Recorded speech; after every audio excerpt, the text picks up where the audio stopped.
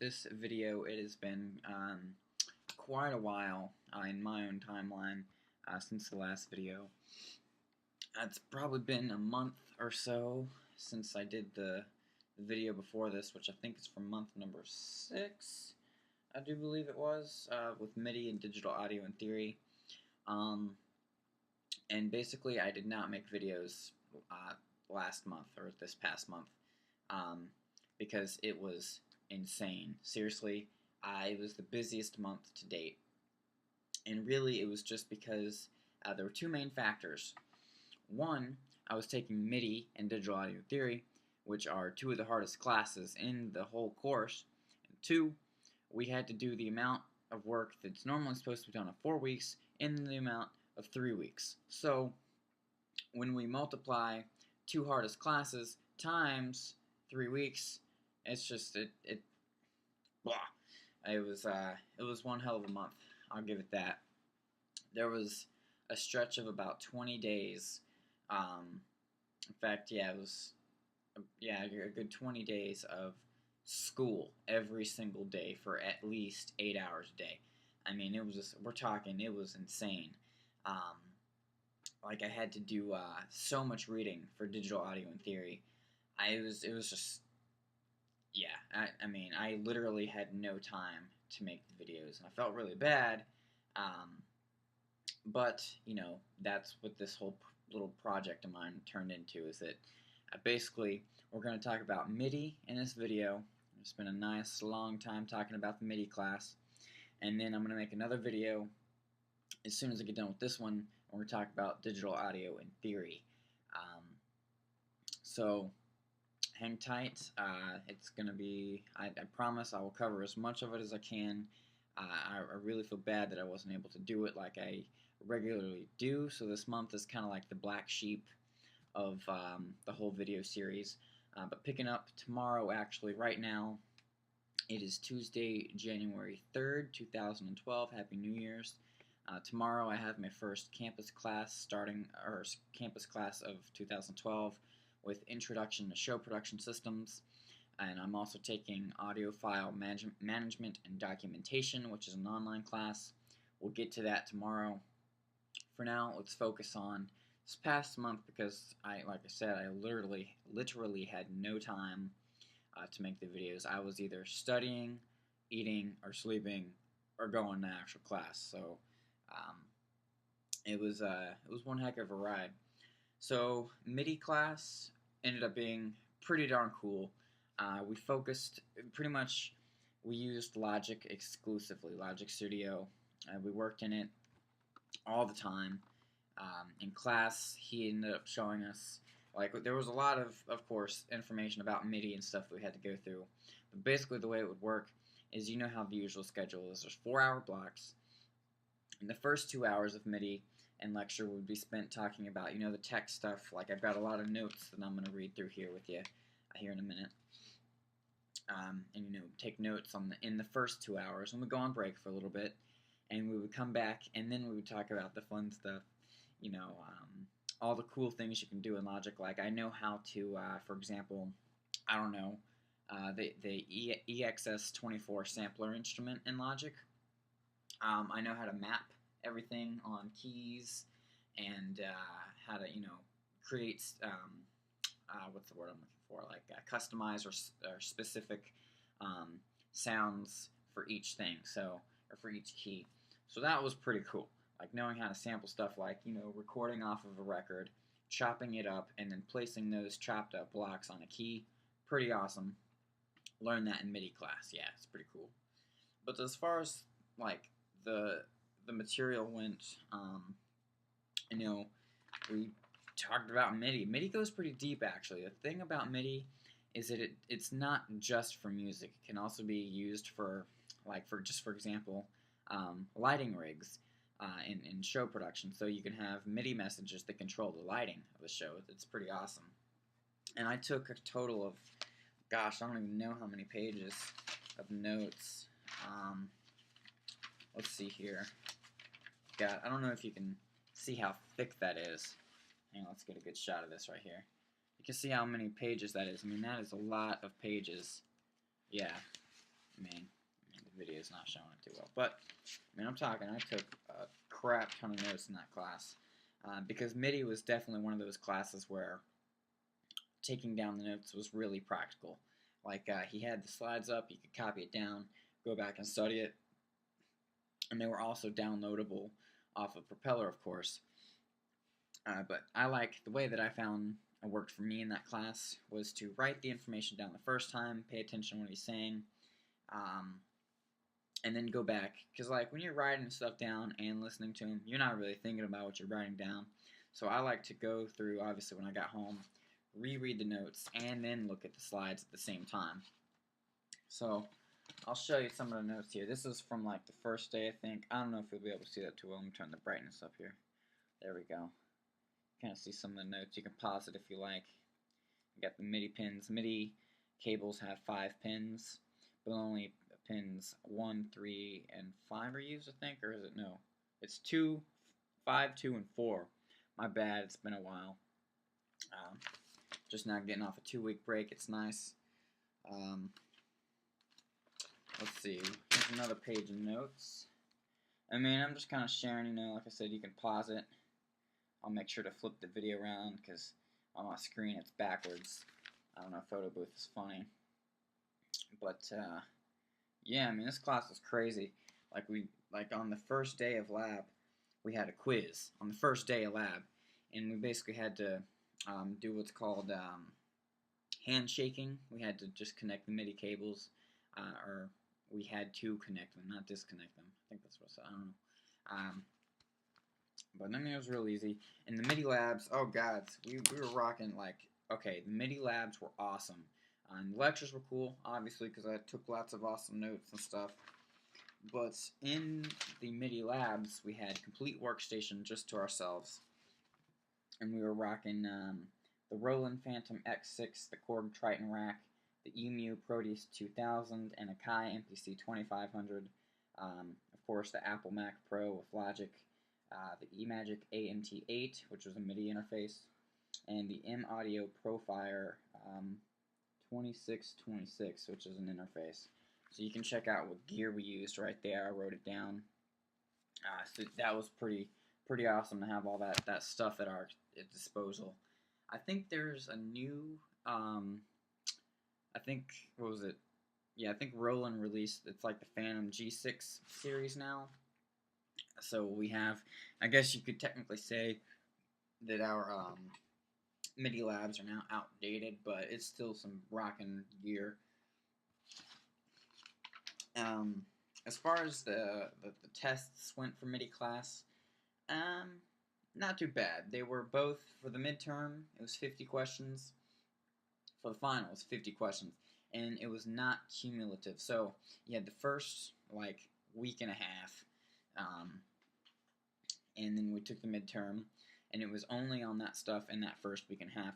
And then the last week and a half, we went to the final, and the final only had questions on just the second week and a half. So that was really nice. Digital audio and theory, separate thing, we'll get to that. But for MIDI, it was really just fact-based. I mean, you just really had to read through the notes and know them. And, I mean, it was as simple as that. I gotta slow down here. Like, you know, we would have to know, like, there's this thing called multi-timbral mode. We have to know the 8 parameters of multi-timbral mode.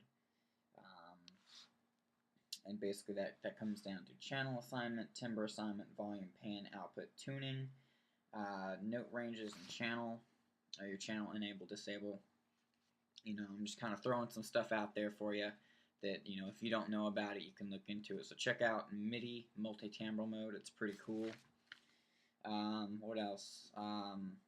You have your 4 receive modes. You have your Omni on poly, Omni on mono, Omni off poly, and Omni off mono. The third one, Omni off poly, is the most common one, so you can look into that if you'd like. And we also had to know the order. So the order that I just read those to you in, we had to know that order.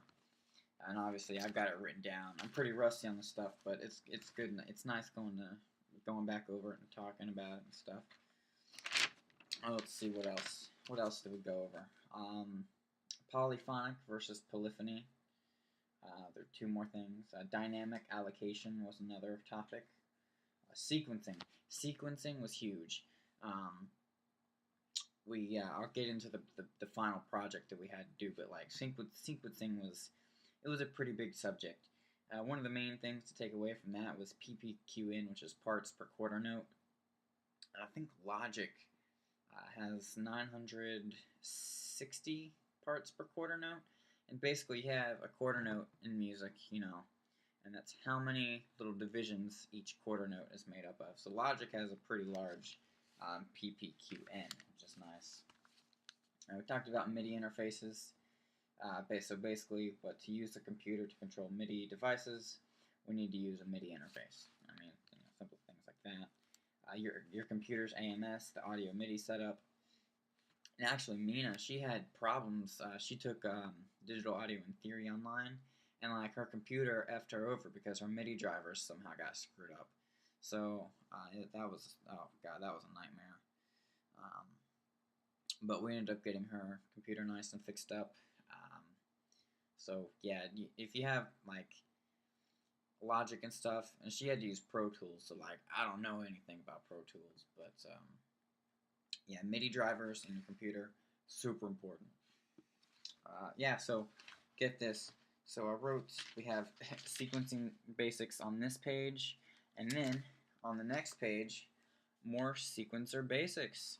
So as you can see, sequencing was pretty big, and that's like, you have your, like if you've ever used GarageBand, I'm pretty sure it's been so long since I've used GarageBand, but I think it has the piano roll, and you have like your MIDI steps, sequencing essentially. That's what it is. Oh, let's see, quantization. Holy crap! Like when we in the next video, we're talking about DAU quantization all the way. So in MIDI, quantization means something completely different than it does in digital audio in theory. So obviously, we've all heard of quantization probably, which is just, if you like a lot of people when they're making their beats or they're making their music or whatever, and they're recording into MIDI, they like to use their keyboard and actually play it in. Well, it's not always going to be perfectly in time because let's be honest, some people have horrible timing. I'm guilty of it too sometimes, but that's why I like metronomes. I got my little Boss thing, and I got my other one over there too. But sometimes bad timing happens, and as far as MIDI is concerned, quantization fixes that stuff. So, the quantization is pretty important too. Yeah, Logic has 960 parts per quarter note. So here's this little page of notes you can take a look at. It talks about it, how all that's set up. It's pretty cool. And definitely, like, if you really want to get a feel for what I'm talking about, like, definitely pause the video when, like, I'm showing the notes and stuff. Like, that's why, like, feel free to pause the video. So the first, I would say maybe 70% of the class was like your hardcore facts and your this is this and this is how this works and this is how you wire them and that kind of stuff. It was towards the end of the class that we really started to kind of get into the fun stuff more, and that's how most things usually are. You got to get through the boring stuff first. But it was worth it because some of the days, like, we would get done with taking notes, and he would have a gear gallery, as he liked to call it.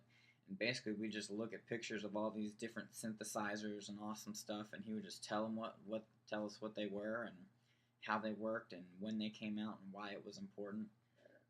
Oh, excuse me, or just whatever, And speaking of synthesizers, that brings me to it was one of the homework assignments, but it was a really important one. We talked about how synthesizers work.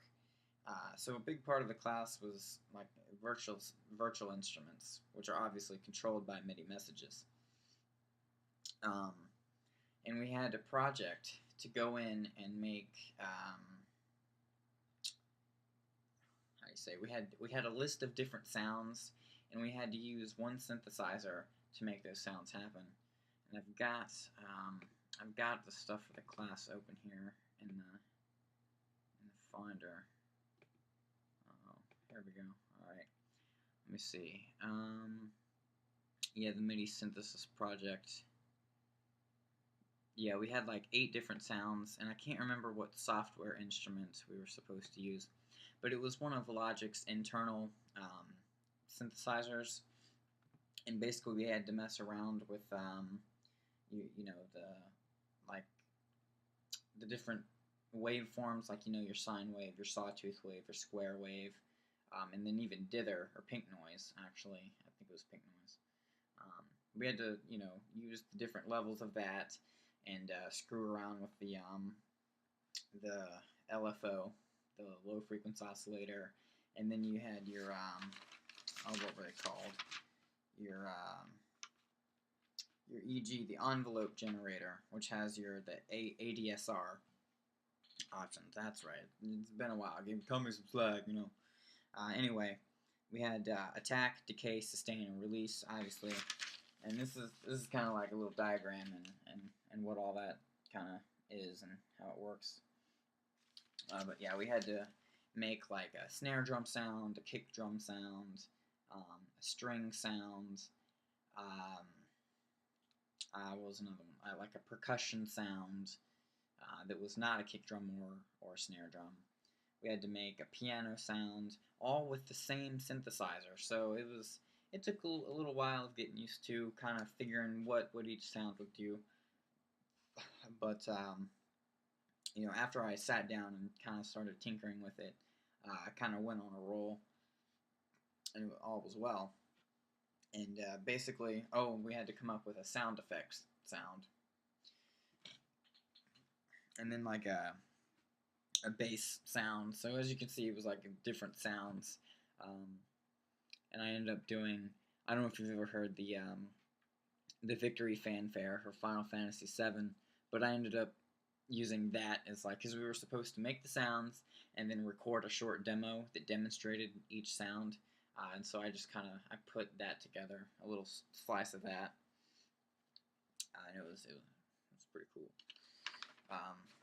So let's see, MIDI, and then we talked about sampling and how to do that. The problem, the thing that frustrated me about the I guess both classes last month, more MIDI than anything, is that yeah, I had both classes and I had to study for both, but I would learn this awesome stuff about how to use Logic and how to, like, you know, use my freaking keyboard and crap, like all this stuff, all the pads, you know, all the cool stuff that like seems like a mystery at first. I learned how to do it all, but I never had time to actually do it at home. So I mean, that was pretty frustrating. Like, I don't really have a good analogy other than it's like, you know, it's like window shopping where you see what you want but you can't get it yet. It was like, I don't know, really weird to explain, but yeah, I would learn. They taught all this awesome stuff, and then like I couldn't do it because I had no time to. It's pretty lame. But at least I know how to do all the stuff now. So that's what's up. Now let's talk about the big final project for MIDI. So obviously we had the midterm and the final, and those were in lecture, and then the homework for the synthesizer sound making thing that we were just talking about, that was also for lecture. He passed around a thumb drive, and we had to save our Logic session onto that thumb drive that he passed around. But in lab, basically, lab was kind of weird. We had this awesome station, and there was a lab, you know, handbook. So you'd have your lecture textbook that was actually, you know, it's on the computer, and then the same thing for labs. So your lab textbook that's also on the computer.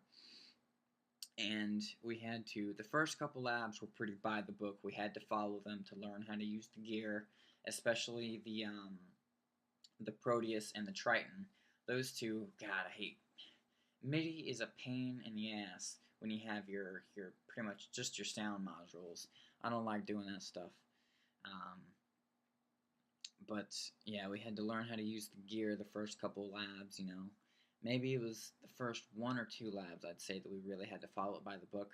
Otherwise, the whole rest of the month was basically working on the MIDI project. Um, and the MIDI project was huge. It counted for a really large part of the lab grade. And I've got, where is it? Got it on here somewhere. I've got, is that it? Lab manual, here we go.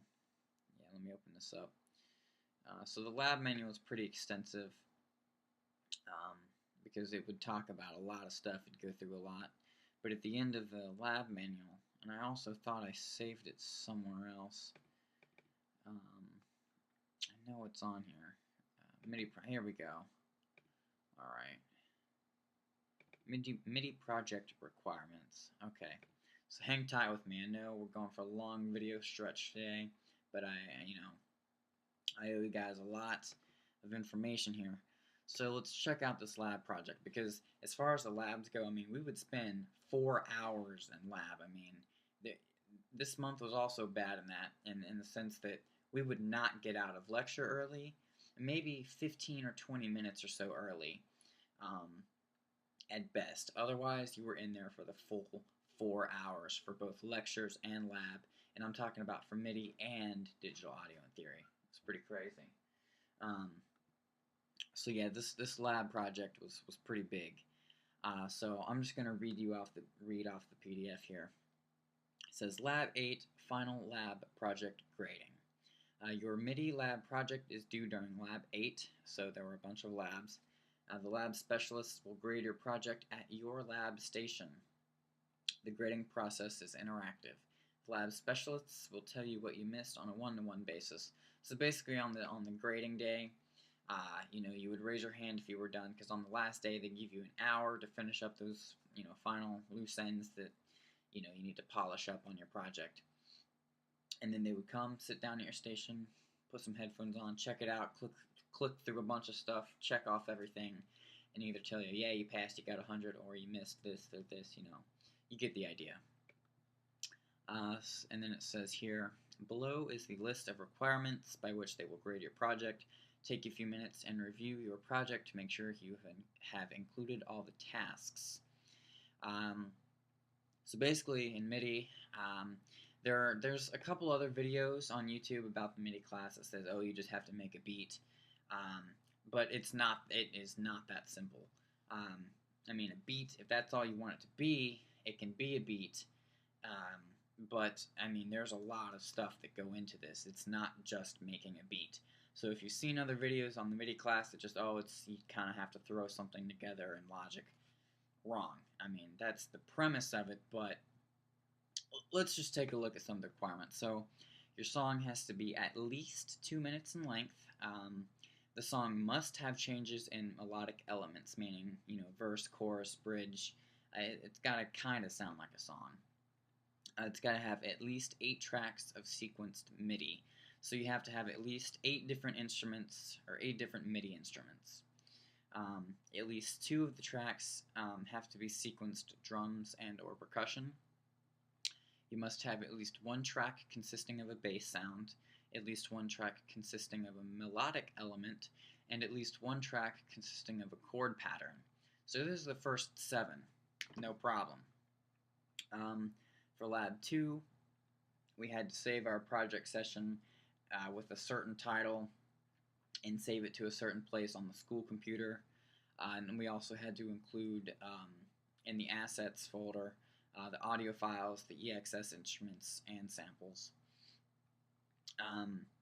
And before I go any further, let me clarify that the way they organized this was that the requirements, all the requirements for the project were broken down by lab. So if you were confused, if you got to the last day and you're like, oh no, I don't have this, where is it? It'll say you did that in lab number 2. So go back to the lab manual and look in lab 2 on how to do that. So don't get confused by each day you had to do this. If you were able to knock out all these requirements in one lab on like the 3rd lab or something, well then you were good. You could just screw around for 4 hours every lab after that. But it's just the way they organized it.